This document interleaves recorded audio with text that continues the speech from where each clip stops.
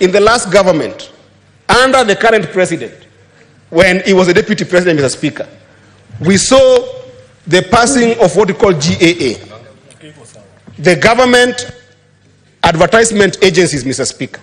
Now, government advertisement agency made the government to be a particular player and not a regulator in the industry of advertisement in this industry, Mr. Speaker. Where young people can be able to get most jobs in this country, Mr. Speaker, because of the height of what we call technology and digital understanding, Mr. Speaker, is on digital marketing. And, Mr. Speaker, the government is running a lot of money that goes in the pocket of individuals in GAA deals, to the extent, Mr. Speaker, that today, even if you look at the mainstream media, Mr. Speaker, and advertisement agencies in this country, Mr. Speaker, they are collapsing because GAA owes them tons of money that people have paid to themselves, and it's not possible for young people to be able to get those opportunities. If you look, Mr. Speaker, for instance, national media is going to fire, actually has fired 180 young people.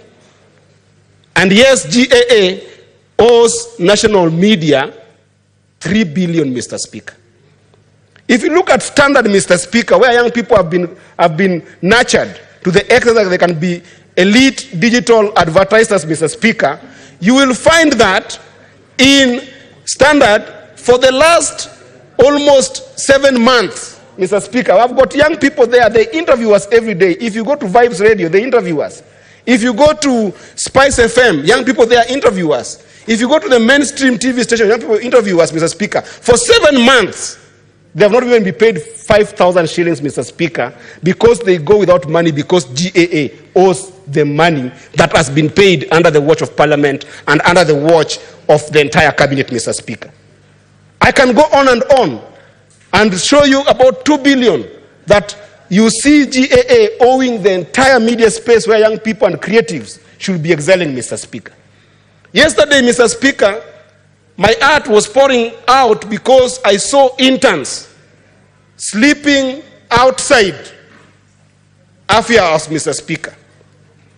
In this house, we have enabled the passing of chief in this house, Mr. Speaker.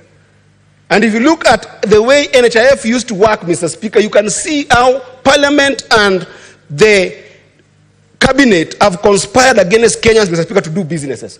You know very well that when we did have the national, the NHIF that was working, Mr. Speaker, it used to be that money would be collected from the public.